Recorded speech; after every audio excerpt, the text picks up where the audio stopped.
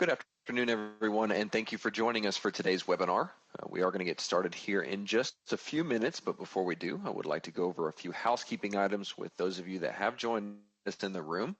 For those of you that we do already have in the room, the first thing I would like to make mention of is our chat pod, which is located on the left-hand side of your screen marked chat. This chat pod will be the best way to communicate with us should you have any questions regarding today's material. All questions pertaining to the material will be retained until the Q&A session that will be held at the very end of today's webinar. So please feel free at any point of today's discussion and presentation to go ahead and type in your questions there in the chat, and we will pull them out and house them for you, and then we will get them answered of our subject matter expert at the very end. This chat pod is also the best way to communicate with us should you experience any technical issues. If you do have any technical issues, please make sure to let us know there in the chat, and either myself or one of our customer service representatives will make sure to get you taken care of. All of your audio for today's webinar is going to be streaming through your computer speakers. If at any point of today's event you either lose your audio stream or you lose your live video stream, the best thing that we can recommend to troubleshoot first off is to refresh your web browser and then simply hit the play button again on your live video stream. This should refresh your connection to the webinar and get you back into being able to listen and see the presentation. If for some reason that does not work or you experience any other technical issues, you can either let us know there in the chat as mentioned before, or we have our toll-free number and email address directly above today's live feed of the webinar. So please feel free to use any of those methods should you experience any issues. Also, we have below the live event our closed captions. We will be broadcasting those closed captions throughout today's event. If for any reason you would like to use those and listen along there. Before we get started, which will be in about 7 minutes, we always like to find out a little bit more about our audience. So if you could take a few moments, as a few of you have already done, to go ahead and type in your location there in the chat pod. That'll give us some great feedback and information about our audience, as well as the reach that we were able to obtain with today's webinar. We got about 6 minutes left. I'm going to mute my line back, and then we'll come on in just a couple of minutes and go through housekeeping once more, and then we will be getting started at the top of the hour. Thank you for joining us today.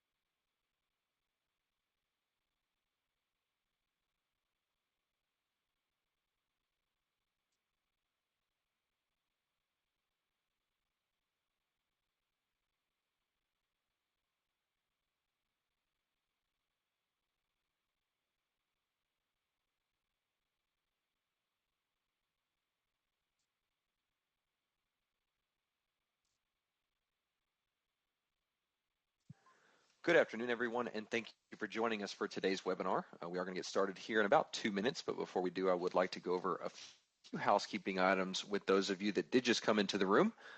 For those of you that did just join us, the first thing I would like to make mention of is our chat pod, which is located on the left-hand side of your screen marked chat. This chat pod will be the best way to communicate with us should you have any questions regarding today's material. All questions pertaining to the material will be retained until the Q&A session that will be held at the very end of today's presentation. So if at any point of today's webinar you do have a question, please feel free to go ahead and type in those questions there in the chat pod, and we will pull them out for you and house them, and then we will get them asked of our subject matter expert at the very end.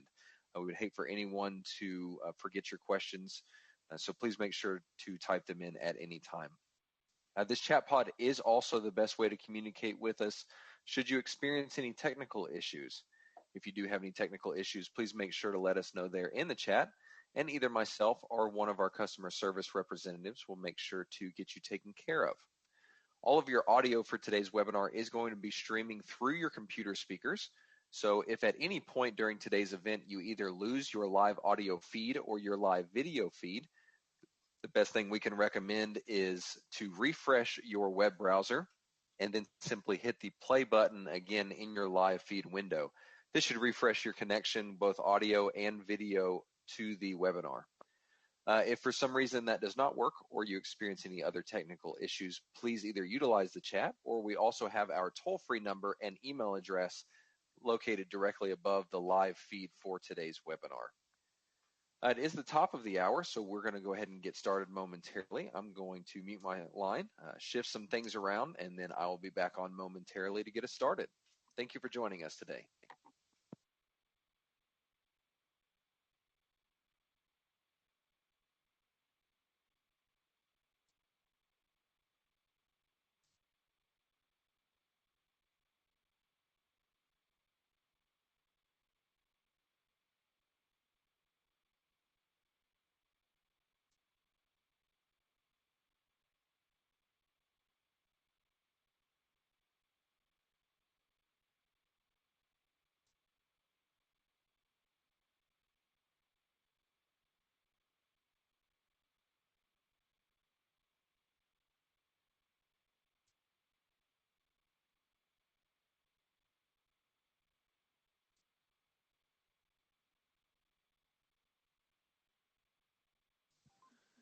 Good afternoon, everyone, and thank you for joining us for today's webinar. My name is Josh Vickers, and I'm with RTI International's Forensic Technology Center of Excellence.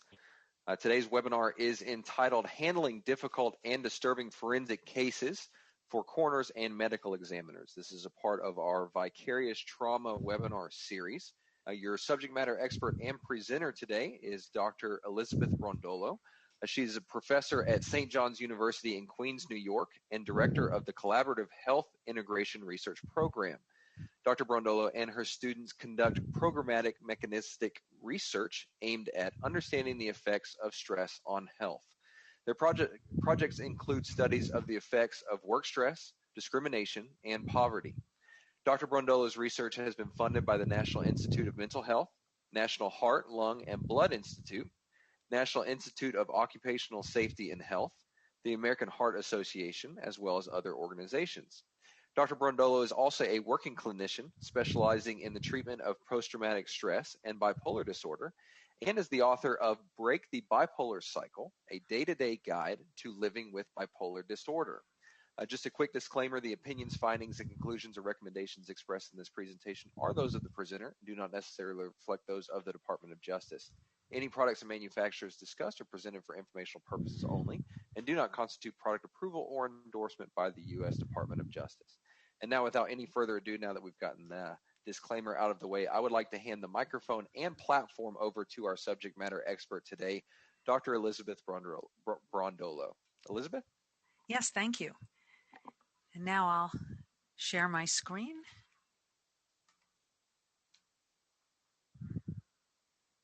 Here we go.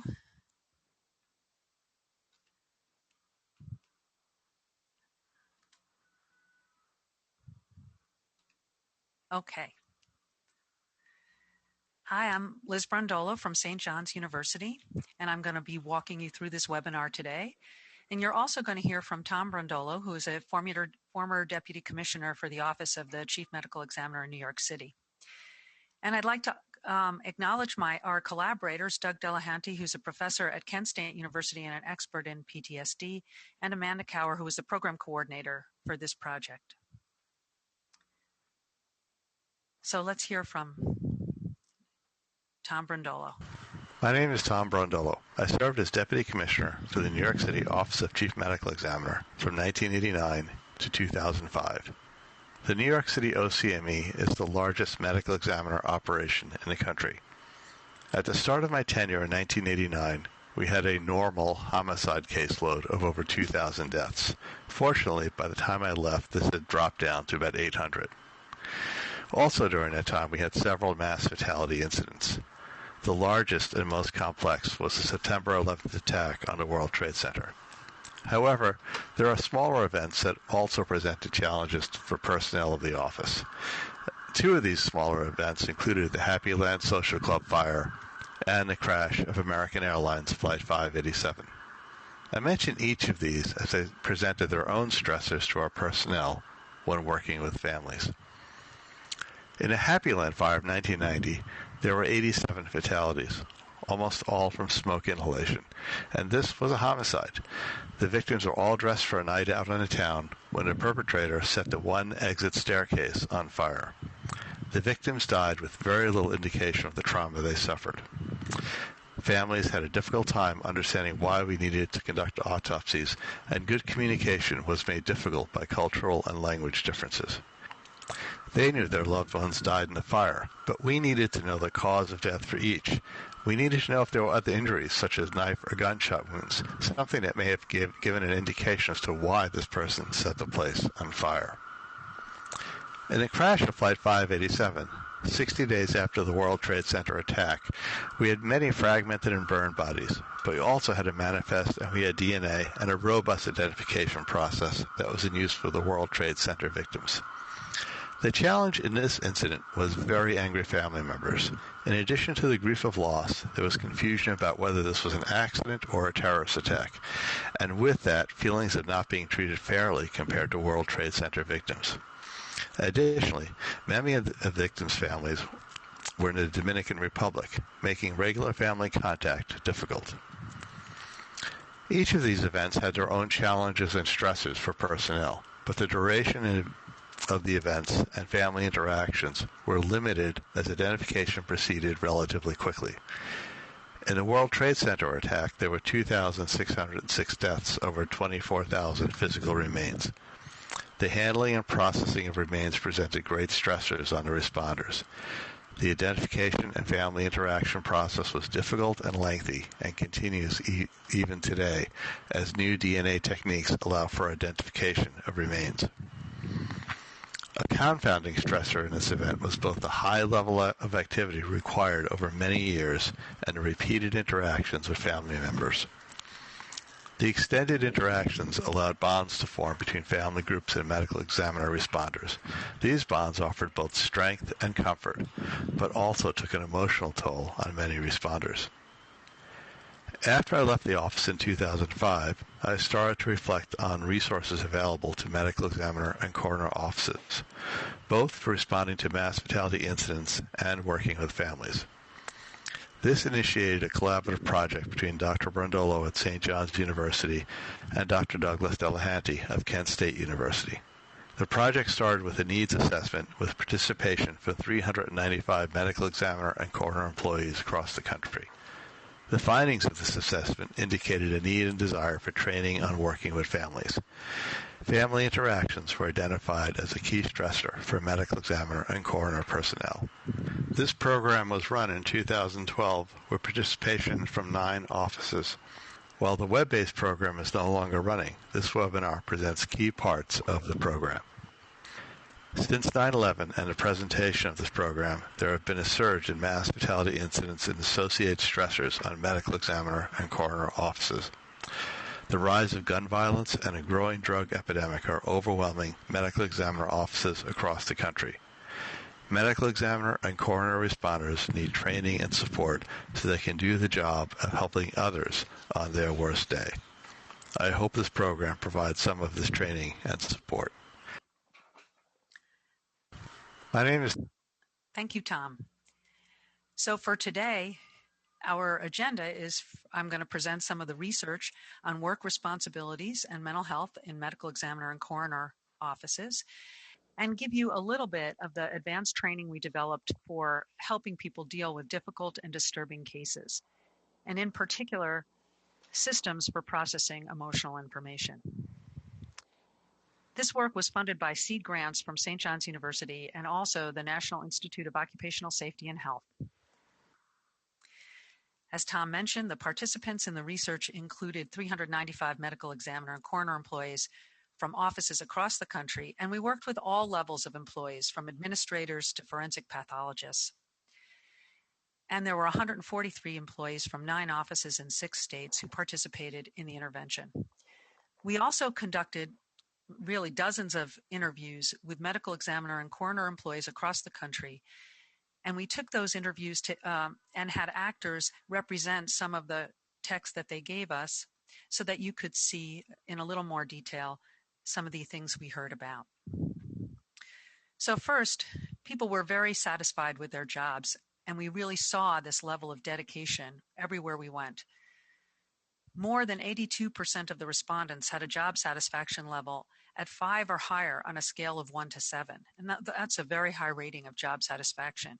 And in fact, more than a quarter rated their job satisfaction at a 7, the highest score. And those are unusually high levels of satisfaction. We also asked people why were they motivated to work in this area. And people listed many different kinds of reasons.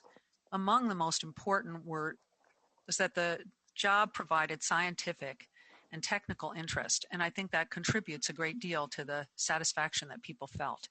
But there were many other important reasons as well, including a sense of honoring victims, giving back to the families, giving to the community, commitment to justice, and a sense of achievement. So now I'm going to present some of the studies of work stress and health that we conducted. And the results of these studies have been presented in peer-reviewed publications. You can see the publication titles here. What we found in the offices that we worked with is that there were fairly high levels of depression. So 23% of the participants had depressive symptom scores at or above 14, which indicates mild to moderate depression. And about 13% of the population met criteria for a probable diagnosis of PTSD. But the risks varied by job title. And in fact, the highest levels were found for investigators and administrators, people who work more regularly with families. Significant predictors of depression and post-traumatic stress disorder included exposure to difficult cases, contact with highly distressed families, and a sense of alienation, feeling different from others because of the work that you do. So let's think a little bit about case exposure and mental health. We found that overall, more frequent exposure to difficult and disturbing cases was associated with higher levels of symptoms of depression and PTSD. We asked the medical examiner and coroner employees to tell us what counted for them as difficult and disturbing cases, and we made up measures based on their reports. And here you can see the kinds of cases based on type of death or number of fatalities that comprised a difficult and disturbing case. So you'll see that 3 of the examples involve deaths of infants or children. Cases could also be difficult depending upon the condition of the remains, if there was intentional or accidental dismemberment or fire damaged or decomposed remains, or cases in which the victim showed evidence of suffering. So we asked people to rate how frequently they had interactions with these kinds of cases, worked on these kinds of cases in any capacity. And again, more frequent exposure to these kinds of cases was associated with higher levels of symptoms. So in interviews, employees told us that deaths of children were stressful, but it's also important to recognize that people differ in what affects them. Sometimes a case will trigger personal memories or raise concerns about threats to security and identity. And even if it's not a case that might disturb anybody else, it would bother that employee because it triggered something for them. So one investigator told me that he had a young child, and a death of a 4-year-old in an accident was quite difficult for him because he could relate.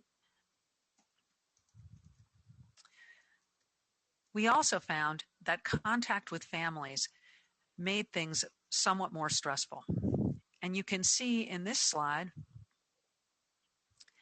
that higher levels of case exposure are associated with more post-traumatic stress symptoms, but that the effects are much greater for people who have frequent contact with families. And why is that? Why are they so challenging? Well, in general, interpersonal stressors are among the most difficult kind of stressors of any kind in everyday life. Interpersonal conflict stays in people's minds. And people come to the job with different levels of preparation for working with families. Some people come from healthcare professions. They might have been nurses or medical techs, and they have experience working with distressed family members. So they have some preparation before they come to death investigation. And other people come from other areas, or they're just out of school and they don't have that kind of preparation. And also, people have different levels of interest in working with families. Some people choose this job because they are really interested in the forensics and in the technical aspects of the job and are less interested in the interpersonal components of it. But across the field, there's very limited training for interacting with distressed family members of the deceased. And that was one of the motivations for working on this whole project, was that we felt that there needed to be a little more training for people to work in highly emotionally intense situations. These are some of the same kinds of situations that mental health providers encounter in their daily lives. And we thought that some of the skills that mental health providers use when they're working with distressed clients might be useful for medical examiner personnel as well. And the final risk factor that we uncovered is alienation. So death investigation exposes employees to situations that can be morally and emotionally complex cases involving suicide or multiple fatalities in the same family. There are many cases which raise moral and complex issues. And as a result, medical examiner and coroner personnel gain valuable knowledge about the nature of human behavior and forensics, and they gain insights into situations that most people avoid. But the experience can change the way you react to situations that other people fear, because you've thought a lot about these situations and you have experience managing them in your own self. Therefore, it can be hard to share this experience with others outside the office. And here's what one investigator said to us. You know what really gets to me? Sometimes I wonder if I've really changed from the job. My sister was telling me about a suicide of someone we used to know, and she was sobbing. And I just didn't feel it in the same way. It makes me wonder if I'm a moral person, a feeling person anymore.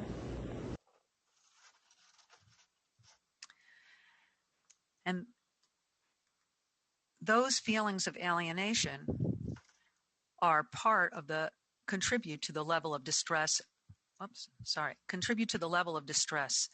that people feel. So when we looked at medical examiner employees over time, we found that higher levels of case exposure of disturbing cases led to greater feelings of alienation, and in turn, those led over time to feelings of depressive symptoms. So one of the goals is to identify ways to feel less alienated. And what we hope to do is to facilitate more effective communication by giving a common vocabulary so people can talk a little bit more about the experiences they have. Medical examiner and coroner work is important and meaningful. It's a high-value public service with important goals to further justice and protect health. Employees are willing to take on risks to achieve these very important goals, but it's important to understand and prepare for the risks. So today we're going to talk about some of the exercises that we worked on in the advanced training in managing difficult cases that was presented to medical examiner offices.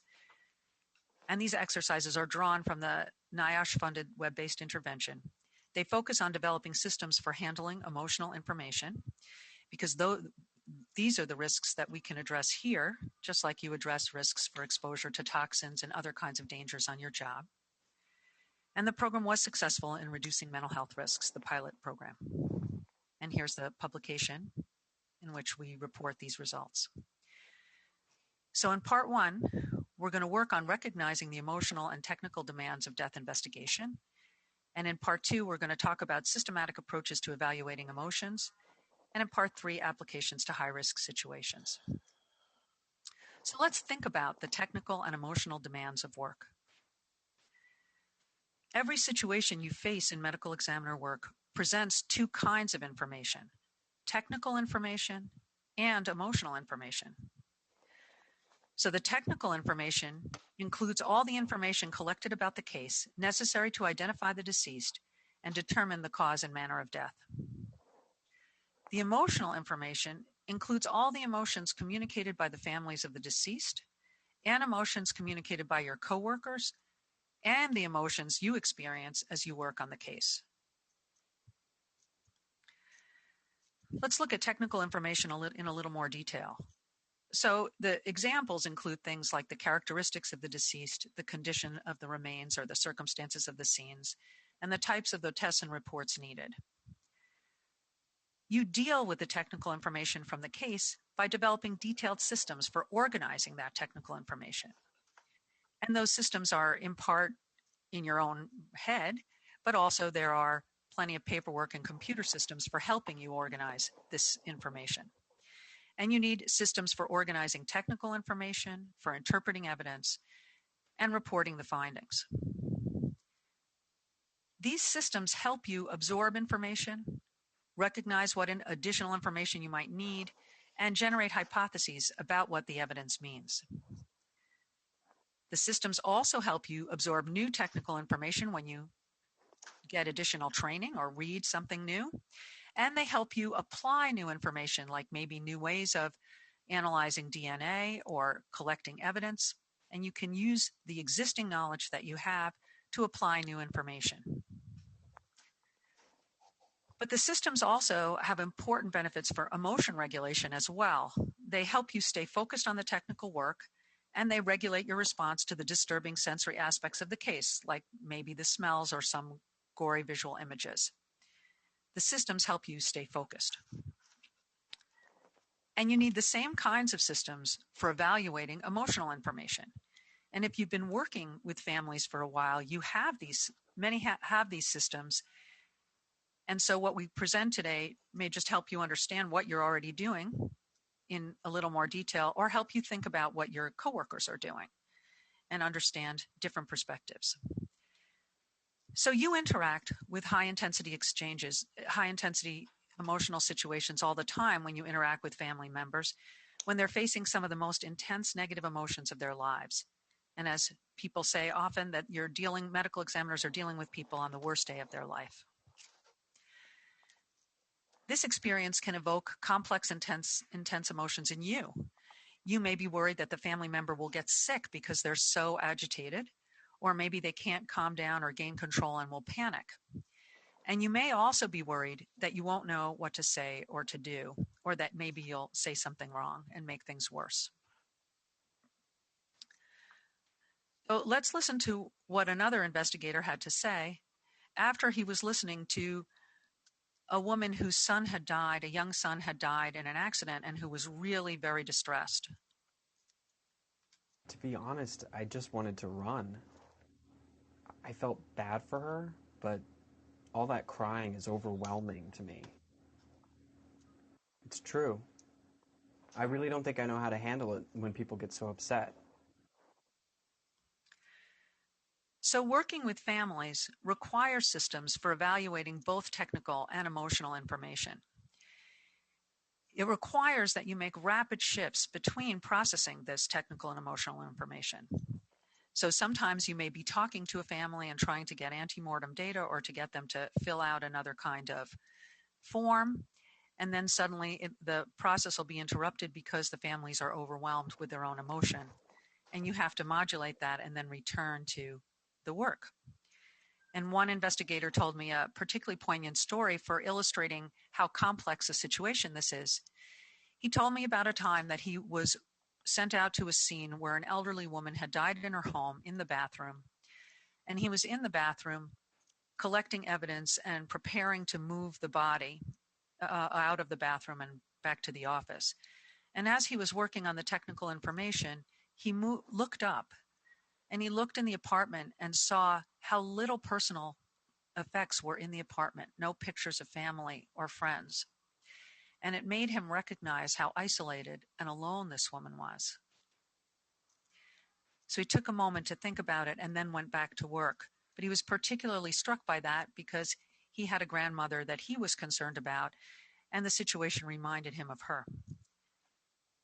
So all people have events in their lives that may be triggered, memories of which may be triggered by the kinds of situations that you encounter out in the field.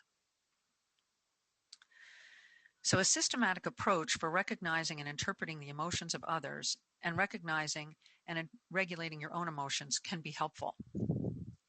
It can help you control the focus of your attention when you're in these situations and help you interpret the information you perceive and regulate your own responses to minimize stress.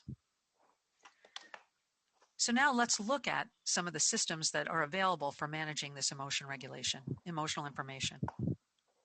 We're first going to look at analyzing the details of emotional information and then some strategies for organizing what we observe. This requires two critical skills: observing and reflecting. You observe family members' reactions and your own reactions, and you can reflect on your own values and ideas and the family members' motivations and needs. So the goal is to have systems in place so that when you're with a family member, you can be observing and reflecting rather than reacting. And that allows you to effectively give and get information from family members and regulate stress.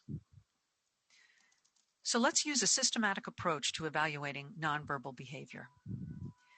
And remember that the process of observing and evaluating is critical because the process directs your attention and that helps regulate your response. Let's practice observing. In the next slide, you'll see a family member who's very angry about an autopsy. So as you're watching the slide, see if you can make a global judgment about the intensity of the family member's anger. I'm going to sue this whole agency. You should have never done that autopsy. I told you not to do that autopsy. Think for a minute. How much is this person just letting off steam for the moment, but able to exercise control if it's necessary? And how much is the person out of control, unable to exercise judgment? You have a gut instinct most of the time when you're viewing somebody, and your gut instinct is helping you decide if the person's blowing off steam or if they're out of control. And you can refine that instinct through systematic observation. Let's think about the factors to evaluate.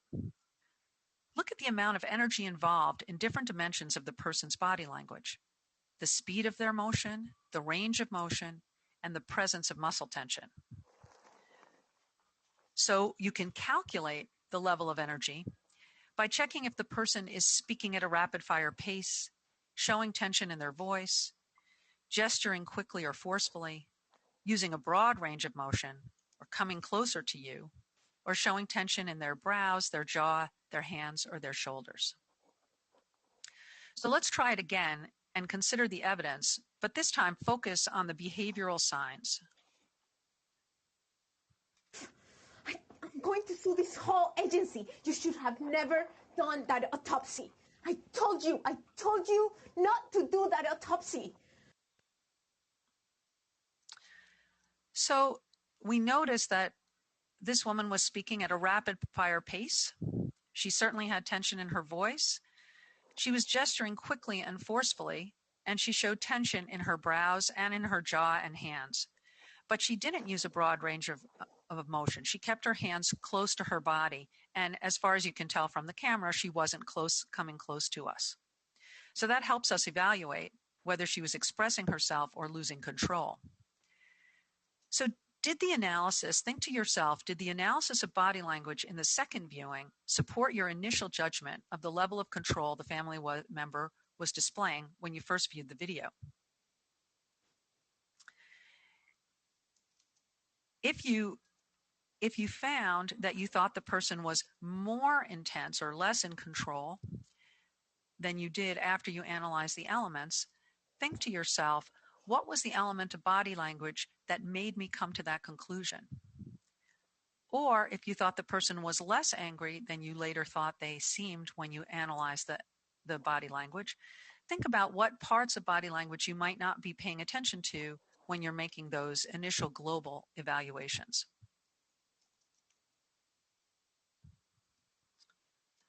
One other thing to note is that the process of evaluation changes your reactions. So you might notice the way you feel as you pay attention to the details of nonverbal behavior.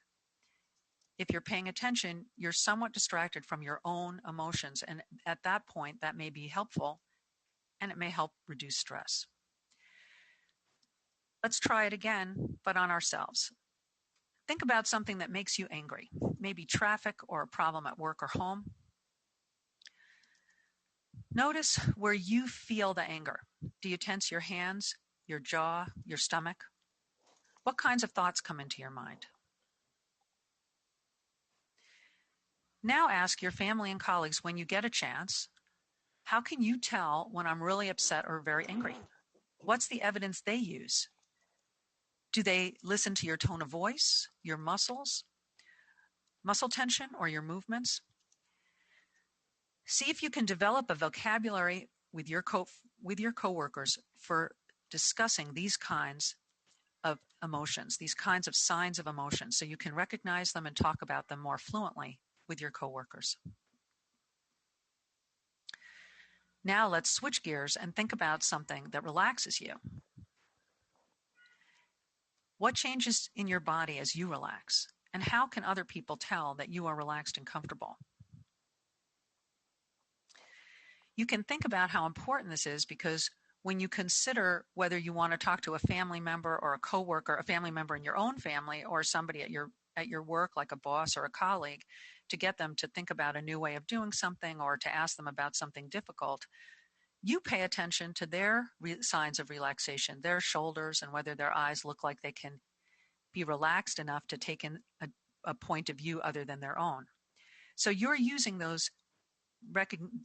your ability to recognize other people's body language to help you make judgments in interpersonal situations.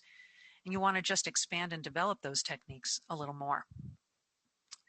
So the goal of these exercises is to have a strategy to direct your attention during high-intensity exchanges. And we've provided just a few examples of how to decode nonverbal information to evaluate threat. But there's a wealth of literature and training on this, and plenty of other approaches are possible. It takes practice to train your attention to focus on nonverbal cues, and you can really learn from sharing your observations with coworkers. Now let's talk about reflecting. Reflecting helps people develop systems for organizing emotional information. And what happens is that it allows you to be an active learner in high-intensity situations. You can go into family member meetings thinking about how to organize your observations and generate hypotheses about ways of handling the situation so you can give and get the most information in the interview. And it's important to be able to do this because emotions are contagious to some degree. And we all know that from going to a sports event or a theater where the way people feel sort of often spreads throughout the audience. Sorry. Emotions grab attention.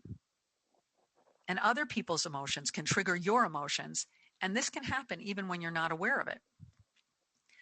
And that's because other people's emotions produce automatic reactions. And they produce those automatic reactions when they trigger your emotions and related thoughts, sensations, and images. So something about the scene, even an image in the scene or the expression on somebody's face, can trigger emotions in you. And the linked thoughts, emotions, images, and sensations are called schemas. Schemas trigger and are triggered by emotional responses to events. So an emotion can trigger a schema in us, a linked network of thoughts and feelings. And once the schemas are triggered, we may be more attentive to emotions in others or situations that are similar to that situation that evoked our response. Schemas influence interpretation of events, and they shape our behavioral responses and motivation. When we're not aware, it can be very automatic. Schema activation can be very automatic, and we can feel as if the other person is making us feel the way we feel. But if we understand schemas, we can have a framework for organizing emotional information and some distance from the emotions of the moment. One way to do this is to consider core values. Core values are schemas. They're integrated links of feelings, thoughts, and emotions, and images and sensations. Values reflect integrated patterns of thoughts and emotions, and they also influence the focus of our attention, our emotional response, and our motivation and behavior. And people have many different values, more than one. Sometimes they have more than one at a time, and sometimes values conflict with each other at any given moment. But take a moment to look at this list of values, and it's just one set of values. Think about a value that feels very important to you, and consider how this value developed in your life.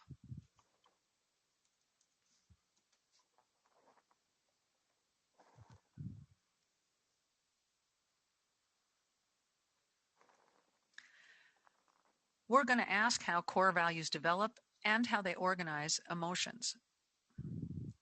We're going to work through 3 different values: respect, achievement, and caring, just to give you an idea of how to think about this. So respect is an important value, and when you hold that value, you want to be recognized for your own worth and to communicate that respect or that recognition to others. The value of respect is also closely linked to ideas about justice and fairness. How does the value of respect develop? Your parents or teachers may have emphasized the importance of honoring others and respect, and you may have learned that also in religious institutions or other places where there's a focus on respect. And you may have also developed the value of respect if you have, for any reason, been treated as if you were not an equal to others, if people discounted you or invalidated your perceptions or didn't treat you as if your voice deserved to be heard. How does the value of respect affect emotions? Well, when people recognize your worth and communicate respect, you can feel comfortable, calm, or happy. And if you might feel annoyed or frustrated if someone treats you with disrespect, talks down to you, or acts rudely. So if you were facing that woman who was very angry about the autopsy, she's quite rude when she's talking, and she said, "How could you do that?" And then she's talking down to you, "I told you not to do it." And so if you hold a value of respect, even though you understand that she's in a very intense place, you might still feel annoyed or frustrated. Let's look at another common value. When achievement is an important value to you, you might value reaching a certain level of educational or professional accomplishment, or acquiring expertise in valued skills like conducting autopsies or laboratory skills, and you value being recognized for your judgment or opinion. How does the value of achievement develop? Your family or teachers may have rewarded achievement at school or work, or you might have encountered many barriers to achievement, but succeeded anyway. How does the value of achievement affect emotions? When you can achieve your goals, you might feel comfortable, calm, and happy, but you might feel annoyed or frustrated when someone belittles or undermines your work, and you might feel nervous if something blocks your ability to progress. So when the woman who is angry about the autopsy says, "I told you not to do that," you may feel like, why is she challenging our expertise to do this? And that can be annoying. And when she threatens you, that can also threaten your value of achievement. Another value is caring. And caring is an important value. And in that value, people derive great pleasure and meaning from caring for others. So when you hold the value of caring, it can be important to you that you have opportunities to take care of others. You can see that others benefit from your efforts and attention, and you're recognized as a nurturing and supportive person. The value of caring may have developed if your family or others close to you took time to care for you. Maybe they cared for elderly people or children, and you took care of others and you found that you enjoyed taking care of others. Or it may have developed if few people were available to care for you, but you valued and admired people who could be caring and recognized that others may have needed that caring that you didn't get. You can feel comfortable, calm, and happy when you're caring for others, but you may feel defensive and nervous or angry if you're not able to care or not recognized as caring. So when the woman complaining about the autopsy is so angry, when your job is to take care of the situation, you may feel defensive and uncomfortable about that. Let's look at the link between values and thoughts. So if you imagine a very angry or distressed family member, you might think, I can't focus on this person because I'll get overwhelmed and distracted by their distress. And you might think that if you are very concerned about integrity and you don't want to feel too uncomfortable or distracted, or if you're focused on achievement and you have work to do and you don't want to get distracted. You might also have the thought, I have to help them. I can't tolerate it if they're in so much pain. And here, you might have a value of community, caring for others in the community, or caring in general, and it would make sense to you that it's really painful to watch other people be in pain. So let's analyze these underlying thoughts and feelings a little bit more. You might have thoughts like, I'll get exhausted if I talk to this person who's very, very upset about the death of a family member. And I have too much to do to burn out on this. Or you might think if you're working with a distressed person, I might make a mistake and upset her more. And if she gets really upset, I won't know what to do. Well, it's true that talking to distressed people can be very disturbing and distracting. And if one of your core values is achievement, getting distracted can be frustrating. You want to get your work done. But it's important to note that learning to manage distressed families can be another form of achievement. You might have other kinds of thoughts. I can't just let her be distressed. I have to calm her down. If I don't, I'll feel like a bad person and I'll feel guilty. I have to put up a fight against all those bad things that happen, or I'll lose hope. So these thoughts may reflect the underlying value of caring. Your attention is grabbed by the person's emotional expression, their tears or their anger or pain, and you may feel like you have to do something in response to their pain. But you can't do the one thing any family member really wants. You can't bring their relative back, and you cannot take away the reason for the pain. But you can help by acknowledging the truth and seriousness of the loss and by bearing witness to the experience. Caring is a big value, and part of professional growth is learning what kinds of caring make sense in different kinds of situations, what you can do, and what you no longer can, what you can't do, what you have limited resources for. But you also want to remember that you're one of a team, that there are other resources that are available for most of the people that you come into contact with. The situations that family members present can be complex and sometimes disturbing. There can be many right ways to handle the family member's concerns and many approaches, and all the values you bring to the table make sense. But developing new approaches and being open to considering and talking over ways of handling these different family member situations requires being able to see other points of view. So it might be helpful to talk to others around you to learn about their core values. And you may find that your coworkers' emotions and actions make more sense to you when you understand their core values. And this gives you a common vocabulary to discuss complex situations. So now let's think about how to apply some of this to evaluate the family member's concerns. If we reflect on the family member's concerns, it can help us avoid catching the emotions and be ready, better able to recognize the family member's needs. So the death has activated a set of schemas in the family members. We can use our understanding about values to organize the emotional information they communicate. So we want to think about the emotional information being communicated by family members. We want to be systematic in considering their experiences and recognize that the process of analysis and reflection can help us focus better on the family and reduce our own stress. So let's consider a little bit more about what might be happening. So family members might have very visible emotions like anger or distress, but those emotions might cover other feelings as well. And we can examine those in a little more detail. So somebody might come in great distress, but they might also feel guilt. They might think, I should have done more to prevent this death. Or they might be very, very angry, and they might also feel ashamed. They may feel guilty and ashamed that this happened, and they don't want anybody to know. They want to shut the whole thing down. A family member might have died because they were using substances and they don't want anybody else to know about it. And people might show sadness or anger when what they really feel is fear because they don't know if they can tolerate their own sadness and loneliness. So it isn't that you should be interpreting their experiences and telling them what you think they're feeling because you're not their counselor. You're really just trying to use this understanding to generate ideas and to focus your attention when you're talking to them. But it's helpful to understand that visible emotions may cover other emotions that people feel, and those other emotions might come from more complex ideas.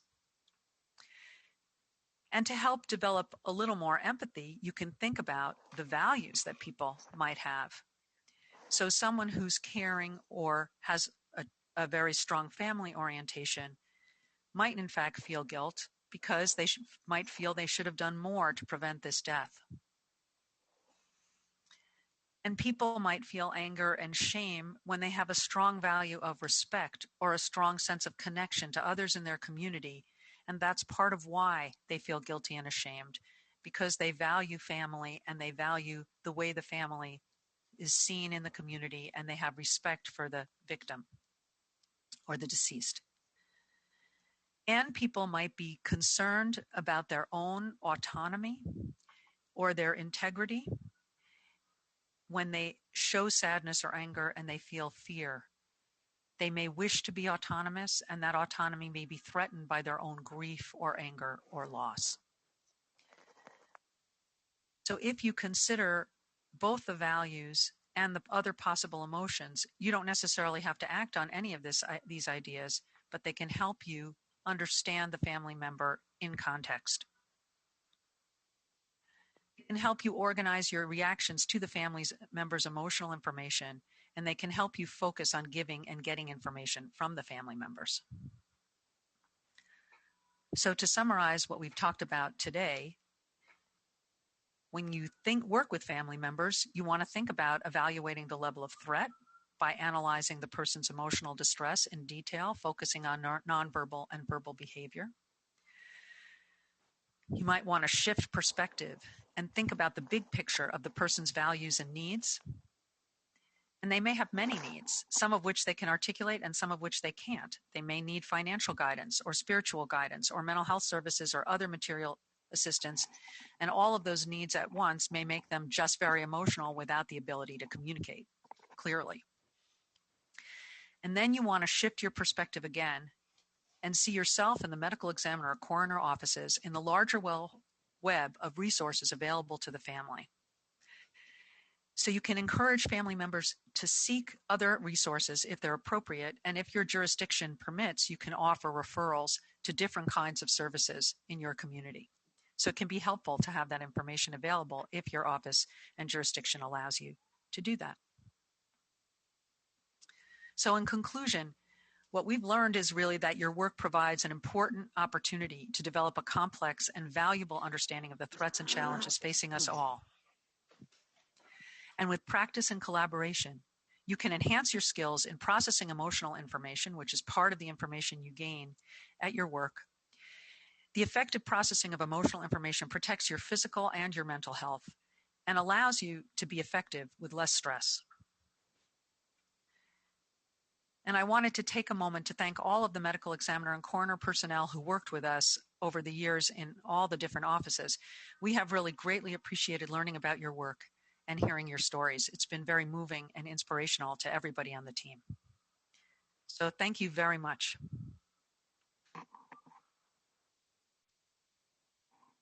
Thank you so much, Dr. Brondolo. We're going to give everyone just a few moments to type in any questions that they might have. And while we're waiting on that, I would like to make everyone aware that we are recording today's event. It is part of the Vicarious Trauma webinar series. We will be converting that into our archival version over the next few days, and it will be available again should you want to refer back to it, or if you had any colleagues that might have missed today's presentation, you can pass that along as well.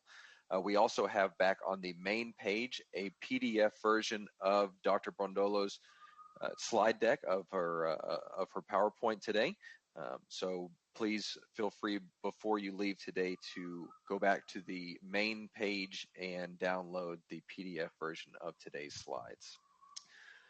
We also have Tom Brondolo on the line as well. He gave a few-minute talk at the very beginning. So while we're waiting on questions to come in, Tom, I'm just going to kind of pass the microphone along to you since Elizabeth did most of the talking. If there's anything that you'd like to add at this time, we would definitely love to hear from you. Hi, thank you. I think in my experiences working with a variety of families, I saw a lot of different types of interactions. We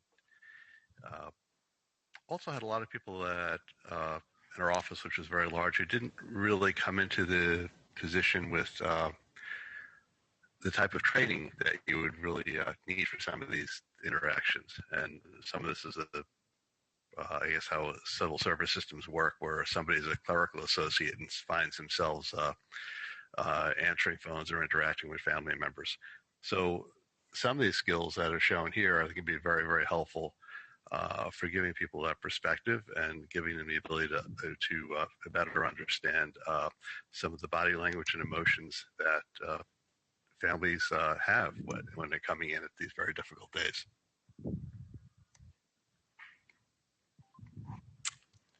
All right. Thank you so much, Tom. We have not had any questions come in just yet, so we are going to give everyone just a few minutes to think of any and type in any questions that they might have. Elizabeth, since I gave the microphone to Tom, would you like to add on anything for our audience while they are typing in any questions? I think that it's what I learned actually is that mass fatality events present many difficult challenges, but it was often the day-to-day interactions with families that were really quite stressful for people.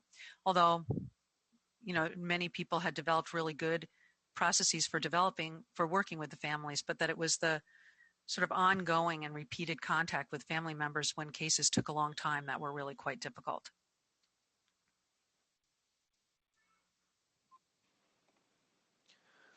All right. I'll throw out a question to both of you, and we'll look at it from a few different levels, both at the coroner's level as well as the supervisor's level. What do you feel is the biggest challenge on both levels to not only get the training that you've discussed that is so very needed in these lines of professions, but also how to approach that in a manner that is received well by both parties?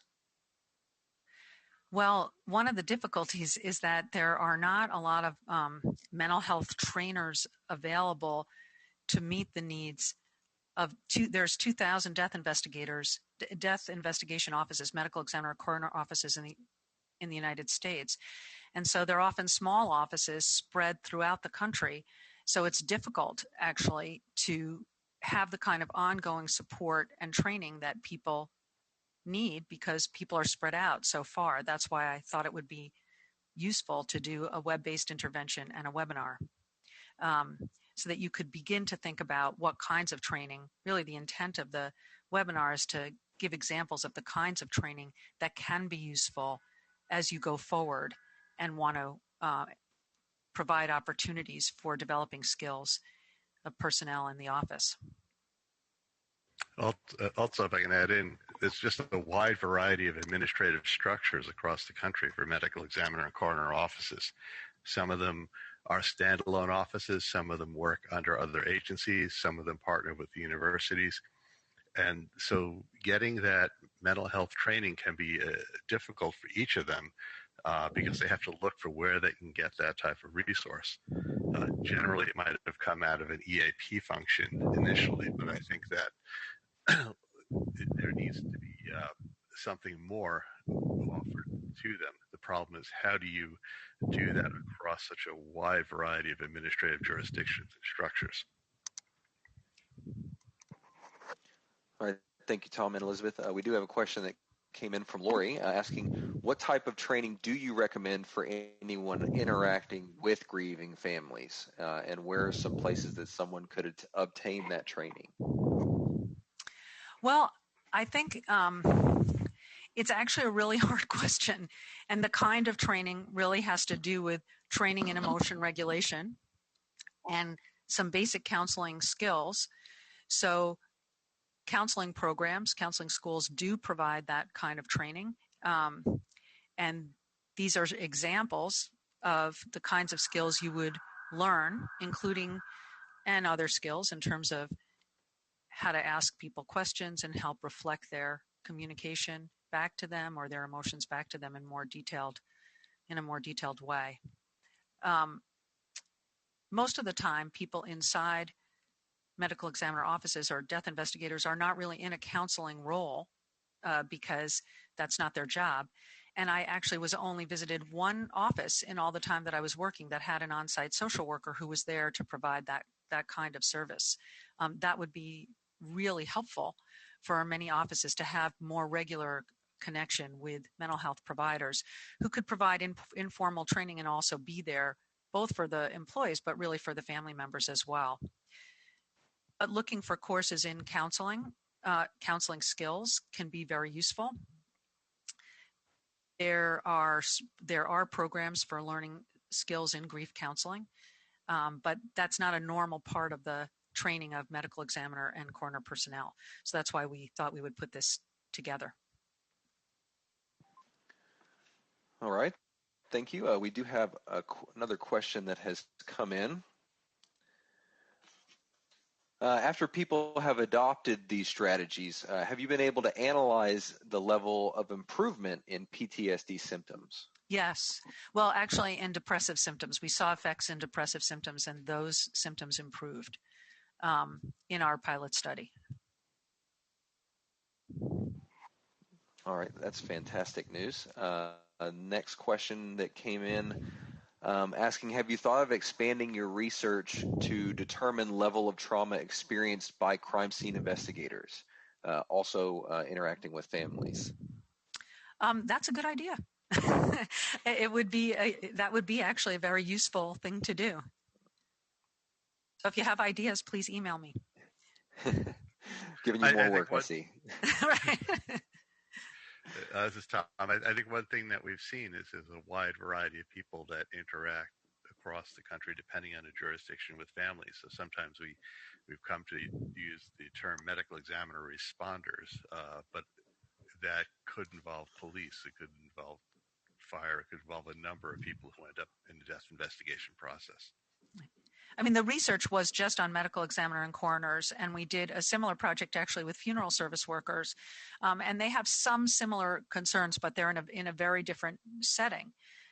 And but I think this is an issue that is experienced by many many different employee groups, including people who have to work in organ donation and many kinds of first responders. And it's well known. I mean, you wouldn't have a series actually on vicarious trauma if you didn't recognize that this is the kind of thing that happens and has really not been well recognized. But it's the kind of experience that happens to people when they have to go out and deal in very high intense situations. They focus mostly on the technical aspects of it, but not also on the interpersonal and emotional aspects of it. You're exactly right. We appreciate the plug on the series, but that is definitely why we created it, just because it is such an alarming deal. Another question came in from Jessica. Sticking on the first responders, do you have any recommendations for any books for law enforcement or coroners, first responders on dealing with grieving families? Oh, that's such a good question, and I am unprepared. But I will actually go look and see if there are. There's a lot of research in this area, but I will go see if there's a good book, and I'll send it to you, and maybe you can post it on your site. Or you can send me an email if you want to ask me directly. Either way, if you would like to provide your email, then I can put that in the chat pod as well. It's on the last slide. It's BRONDOLE at St. John's, STJOHNS.edu. That is perfect. So everyone make sure that you do take down Dr. Brondolo's email address. That way, if you do have any follow-up questions, you can reach out directly. Tom, this one's coming to you. Do you know if the OCME has adopted strategies and trainings such as these now that they have an understanding of the long-term impact of these type of traumatic events? Actually, I can't really answer that because I haven't talked to them recently about what they've done.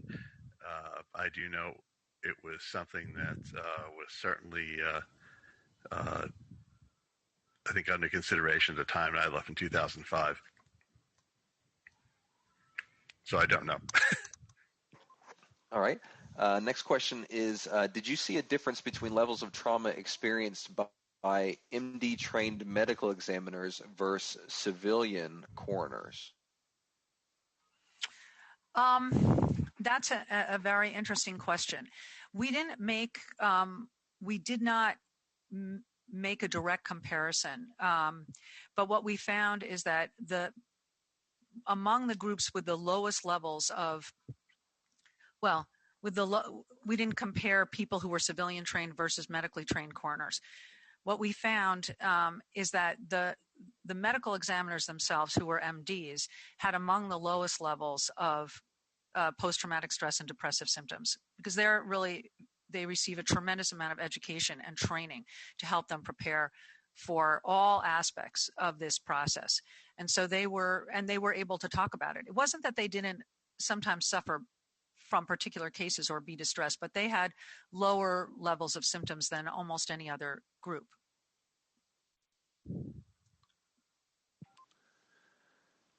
All right.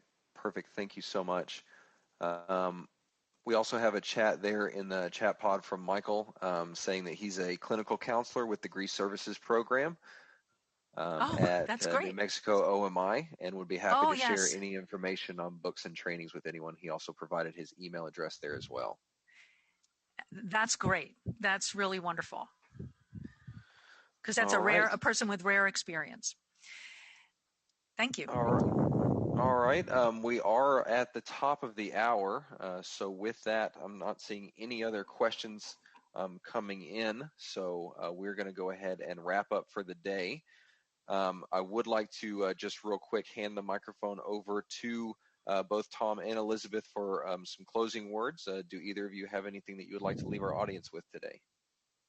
Oh, keep up the good work, and thank you very much for listening to us. The same. It's I found working in the medical examiner community to be very rewarding and also very difficult at times. And I think they're a group that needs financial support and attention. And I hope that this program begins to deliver some of that. Thank you. All right. Thank you both so much. With that, again, we are going to go ahead and close out for today. We'd first obviously like to thank our presenters and subject matter experts for taking the time out of their day and busy schedules to present the material for today's webinar. We would also like to thank all of our attendees for joining us for today. These webinars are just not possible without your attendance and your support. Let me go ahead and pull my screen back up real quick.